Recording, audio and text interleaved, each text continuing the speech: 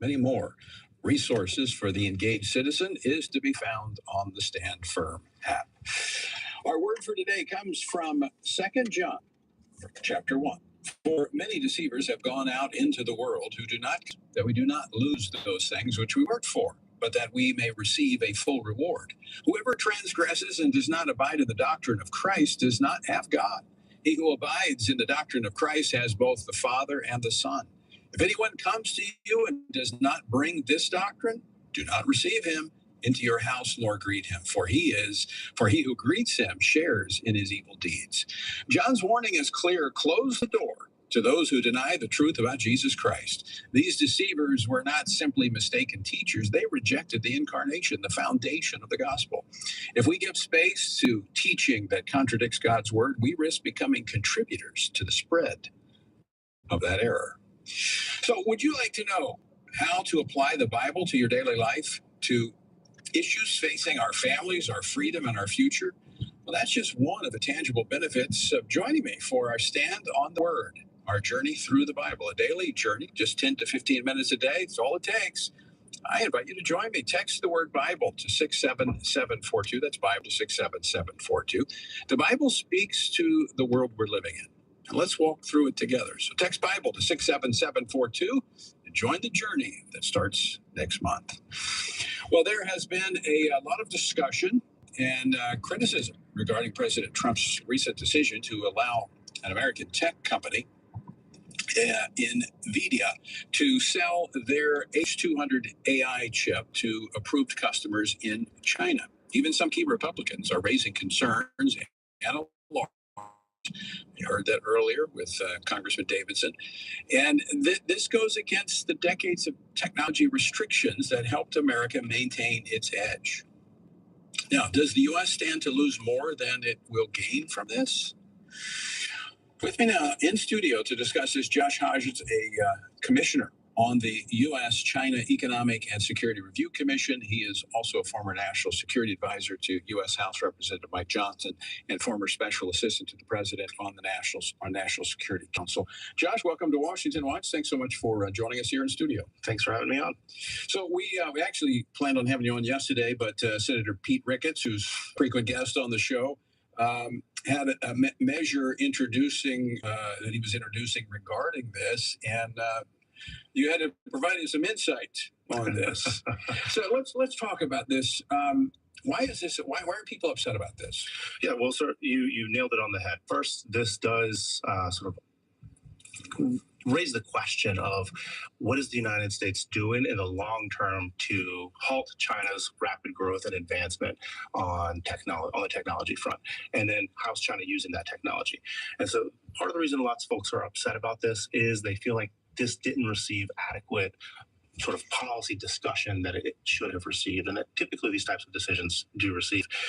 And frankly, it comes down to the fact that folks believe the president is getting bad information from an American company that is pursuing the bottom line over America's national security in the long term. There was a provision that was going to be in the NDAA that was held out. Yes, sir. That would have prohibited this. That's right. It was included in the Senate NDAA, the Gaines Act, and it would have a provision that would have just prioritized American companies getting access to these chips before they could be sold overseas. So let's talk about the practical implications. And we're not talking about chips that are going to be used in Game Boys. I mean, these are chips that basically, and I know you know more than just about the economic aspects when it comes to China. Anything we deal with China regarding, we have to assume that it is somehow going to the military. We don't just assume it, we know it. And this not only saves the Chinese money, time, and effort that they otherwise would be having to divert their resources towards, we're giving them tools now that they can just immediately plug in that have military applications, and that is going to enable military capabilities to be better connected. Now, these are not the top chips. I think it's the Blackwell. Yes, sir. Those are the really elite. Yes, sir. Absolutely. That are being held back. But by allowing these H200, what we're allowing is them to, as you said, divert resources that they would have to have put on these lower level chips. That's right. And it's again, there's this misnomer that because they're not the absolute best, it really doesn't matter. They're still 5 times better than the other chips that previously would have been provided to them, and much better, years more advanced than what the CCP has access to right now. Some estimates say that the earliest they would have gotten this capability would have been 2027. So give us some idea of the applications.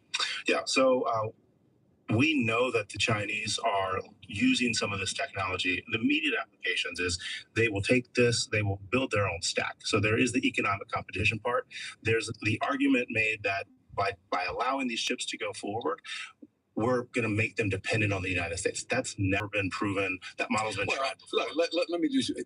Let's go back to the most favored nation status in the 1990s that Bill Clinton advocated for China, where we brought them in saying that our trade with them is going to change them in the way they conduct business, their human rights. Did that prove to be true? The historical record shows it did not, and it has never been proven right on any technology that we've provided to China, and I don't think it's going to be the case here either.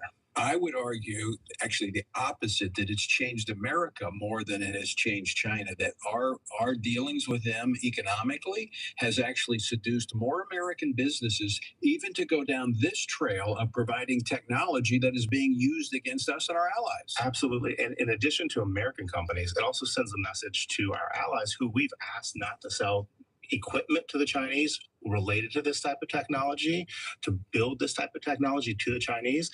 Those allies are now going to be asking questions. If you can sell the chips directly, why can't I sell manufacturing equipment to make this type of technology? So the first application is on the chips. It's going to enable them to be able to replicate it faster, because we know they'll find a way to steal that IP. They'll find a way to go back and be able to produce those chips at a much faster rate than they would have had they just been devoting their own resources to it. In addition to that, these are high-end capability chips that have higher memory, and so they're going to have military applications if they're plugged into those military tech, the missiles, the AI systems that are being used that the CCP wants to deploy right now to make their military more interoperable. That is something they have said they plan to do, and they're going to use these chips to do that. And they are expanding their military rapidly. Absolutely, yes, at 20 times the speed the United States is. Let's talk about human rights. Okay, it's when I was chair of the USERV Commission, very concerned about their repressive tactics against religious minorities and their use of technology. I mean, they now are tracking their citizens, and they're using this. They're using it in the churches there. In fact, some of the recent arrest of these pastors took place because they would not allow the surveillance in their churches. So they're using this technology to repress their people, to track their people. They're perfecting that technology and then exporting it. A lot of that technology came from the United States. They are certainly building on the backs of American capabilities and American technology. That's absolutely true. DeepSeek, everyone in DC and across the U.S. sort of said, "Oh, this is a wake call. The Chinese have caught up to us." That was built on the back of American capabilities. And so you're absolutely right. They are exporting this to repressive regimes, whether it's in Venezuela and South America, or helping Russia in the war against Ukraine. It is now an established, well understood fact that the Chinese have their tech exports have largely helped a lot of these conflicts. There's a public reporting from last year talking about how the Chinese may have potentially helped ahead of sort of the October 7th attacks in 2023. And so, and again, it's varying degrees, but they're clearly behind a lot of the destabilization that's occurred in the last 2 years. A lot of the fires that President Trump inherited when he came into office, the Chinese are behind the scenes on most of it. So I want to go back to one of your original statements here, that the president was getting some bad advice on this. Where's that advice coming from? It's largely coming from one company related to this issue. And that company is, as I said before, they're prioritizing their bottom line for shareholders over the national security interests. So is it a part of, I mean, I dealt with President Trump quite extensively in his first administration. But business is his lane. Yes, sir. And I think that he's enamored by business people, successful business folks. And unfortunately, I think he leans too much into what they have to say as opposed to some of those. He doesn't always have the respect, I think, of he doesn't respect the views of some of those experts on many of these issues. I was talking to a general recently, and the way he phrased this is, he's a thousandaire, not a billionaire, and so I think the general speaking for himself, and he said it's often hard to get your point across when you're talking about a technology where this company is supposed to know the ins and outs about all of it, but the reality here is this company views the market in China as a honeypot, a golden pot that they need access to, they want access to, and so they want to make as much money for their shareholders as possible. And unfortunately, the thing that I've seen play out in the last few months is, as this policy discussion has moved, is other smaller companies don't want, and others, they don't want to reach out to the White House because they don't want to be seen at odds with something the president may like, and so they're withholding valuable input that the White House really needs to receive. So I've been advocating to a lot of companies in the U.S. If you have demand for these, and you've told me that you do, and you've publicly stated that you do have a demand for it, speak up. Reach out to the White House. So why are they afraid to speak out? A lot of them rely on these NVIDIA chips. There's also, I see some things a little bit on Capitol Hill over this issue. There's been a couple of others, but there's some bipartisan opposition here. Yes, sir. There are Republicans that are speaking out, and there's on that note as well. There's an effort to just point us out as like, oh, this is just an extreme sort of hawk view. And that's not the case at all. This is based on common sense, based on the historical record, as you pointed out, on an issue that down the road is going to potentially cost men and women in uniform their lives if we get this wrong. And that's what's so important. That's why there's the bipartisanship on it. So Josh, you may have seen this. I think it was week before last.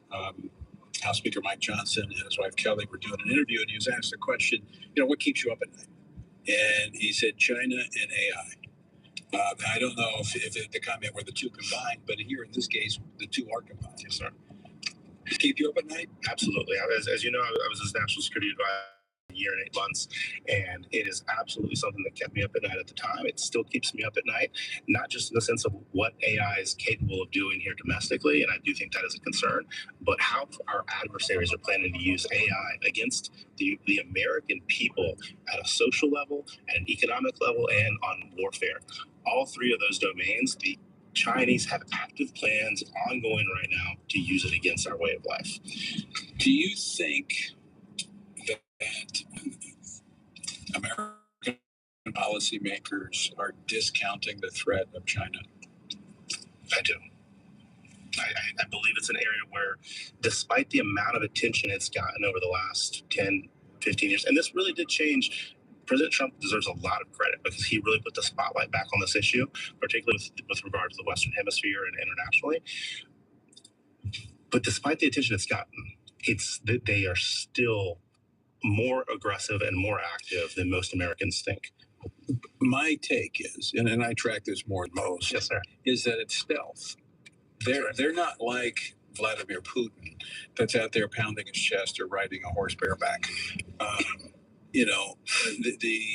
The reality is that they're doing this very quietly but systematically, and they have a plan and they're working the plan. Absolutely. And so the U.S. China Commission just came out with their annual report, and the overarching finding that we have is there is an aggressive multi-tiered campaign against the United States internationally and within the United States to do exactly what you're talking about: quietly subvert what we have underway, but also to embed themselves. So they have these choke points, so they can turn off our energy grid if they need to, so that they can turn off our pharmaceutical supply chain, so they can turn off which we saw in COVID. We saw that exactly, and a lot of people have forgotten that piece of it. The majority of American pharmaceuticals come from China. There's a progress underway right now to sort of work with India more. Unfortunately, the thing that our report highlights is that India is getting a lot of those from China and then selling them to us. So this is a critical issue. The Chinese have an active plan across the board, whether it's batteries, whether it's EVs, whether it's solar panels, with telecommunications equipment, and sort of magnets even. And they have active measures underway to increase their ability to turn off these choke points, and they've proven they're willing to do it. And having access to these advanced chips will only enable that. It'll effort. only make it go faster, and it'll only put us more at risk. And so on that, there is my hope is that the 200s are moving forward. The president has made that decision. That is the policy decision to make.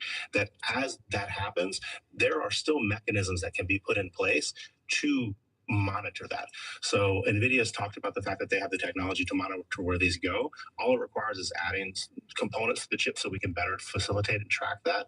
That needs to be done. That should be part of this conversation as it moves forward. And my hope is that actually comes to fruition. Well, we certainly can't trust China, to be honest. That's about right. anything. And that's what we can't forget. Josh Hodges, I want to thank you for coming in today. Appreciate the insight and the good conversation. Thank you for the time. Great to be here.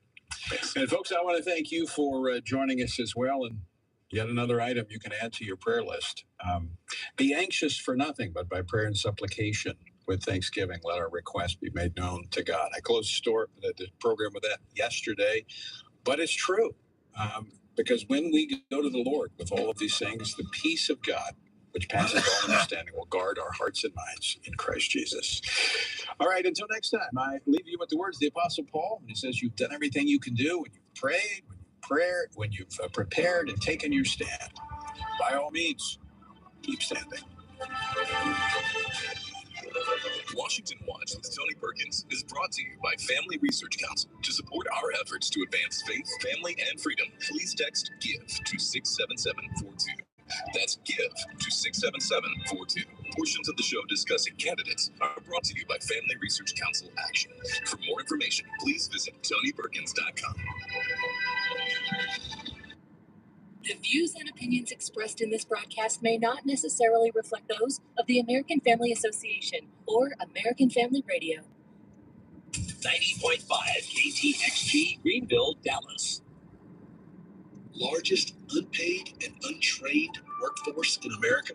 It's not in a factory or an office. It's the 65 million family caregivers. And if that is you, I understand the journey you're on. Peter Rosenberger has been a caregiver for 4 decades. He's the host for Hope for the Caregiver, Saturday mornings at 7 Central on AFR. This is American Family Radio, the listener-supported ministry of the American Family Association.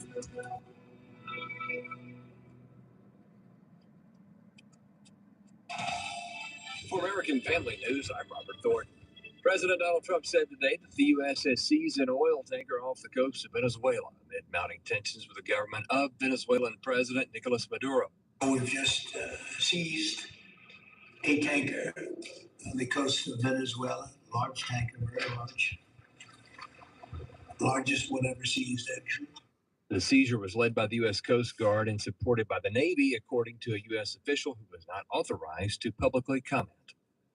Oil companies offered almost $280 million for drilling rights in the Gulf of Mexico today, in the first of 30 sales planned for the region to increase oil and gas production.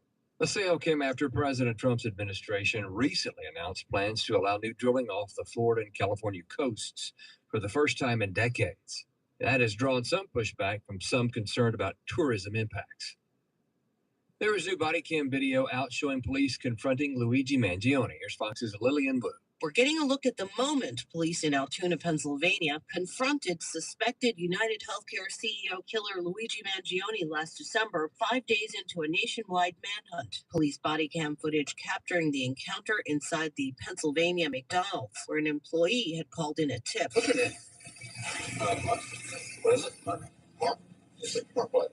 Sorry. Someone called. I thought you were suspicious. Mangione then handing over a fake ID. Prosecutors releasing the footage during the pretrial hearing in Manhattan Tuesday, which was also the 1-year anniversary of Mangione's arrest. He's pled not guilty to both state and federal murder charges. When it comes to gender dysphoria, some people think surgeries are the best option, but not Florida Attorney General James Uthmeyer. He is taking legal action against several medical organizations for promoting the mutilation of children. Uthmeyer said families are also being misled. This is sick. These recommendations, they're not based on hard science. This is a dangerous, radical leftist agenda, and it can only be described as child abuse. So these organizations, they need to pay for what they've done. We've sued them under Florida's Deceptive Trade Practices Act. They've worked in coordination, and we're going to hold them accountable for millions to make up for what they've done to our kids.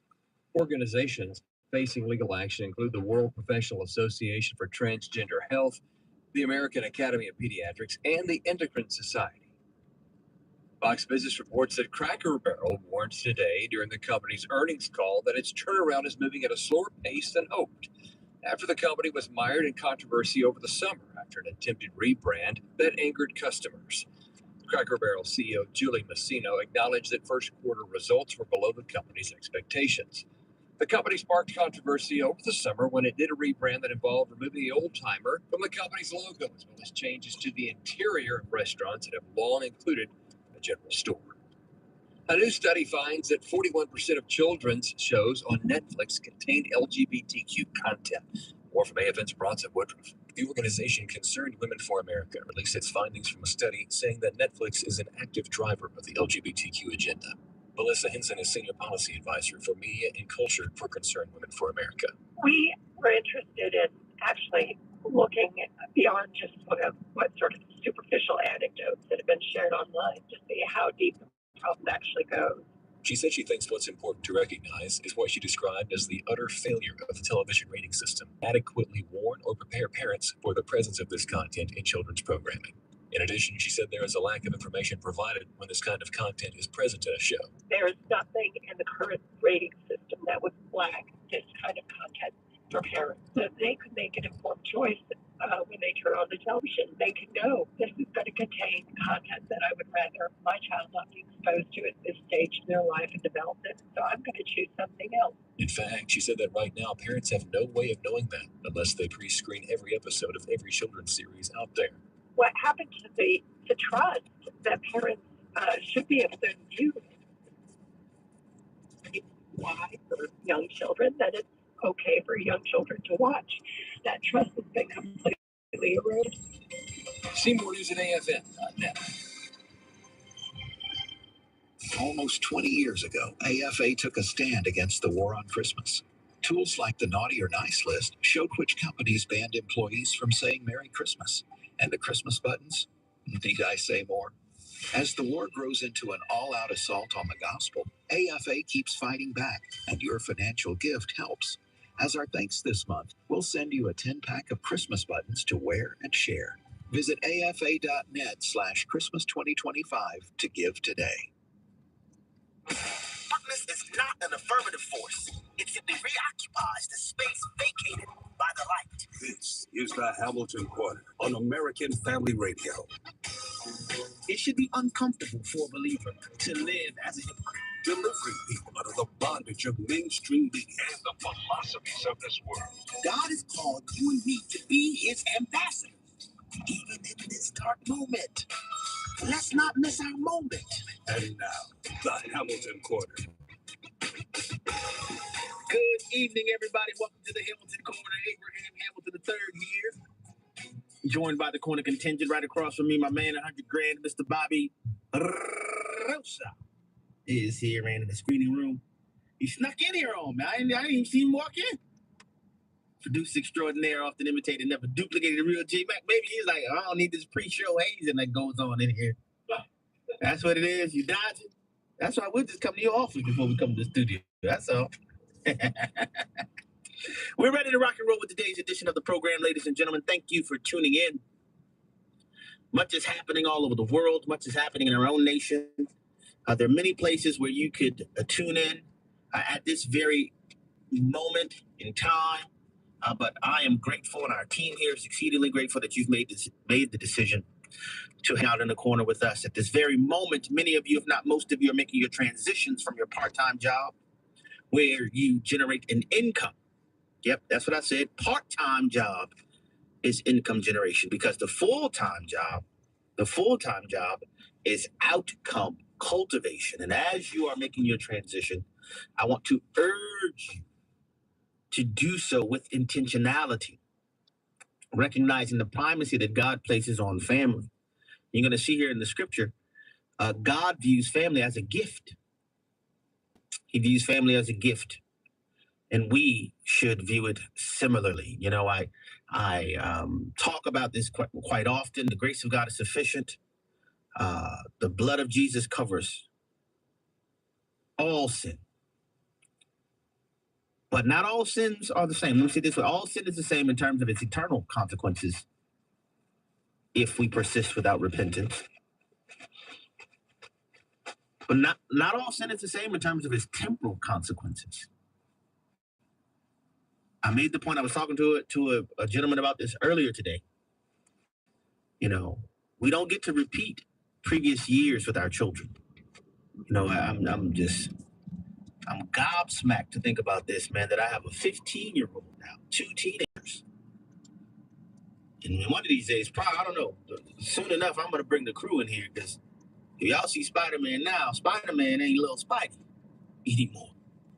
And it's just a consistent reminder that time is not waiting for any of us.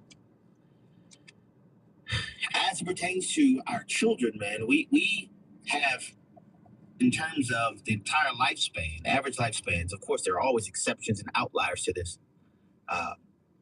But the formative years for our children, man, they go by like that.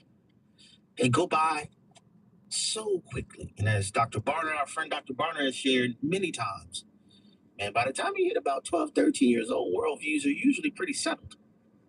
That's amazing to think about. And unfortunately, many of us, especially us as men, we're often tempted, to spend ourselves. You know, we gotta get the money. We gotta work. We gotta do these things. Then you blink and you wake up. Now your child is 24. You know, what happened? What happened with that time? And let us diligent to, first of all, understand the primacy that God places on family, welcome God's view to inform our understanding of it, and respond with the immediacy and the urgency that is necessary. Because we can play games what we want. We can, offer, children's church grand continuously while the world swings drag queen story hours and abortion is everything books for 5 to 8 year olds like we've been talking about. And annihilate all of the Hebrew boys to murder them. Even gave instructions to the Hebrew midwives, which you're going to see here in the text. Exodus chapter 1, verse 15. Then the king of Egypt said to the Hebrew midwives, one of them was named Shiphrah, and the other Puah.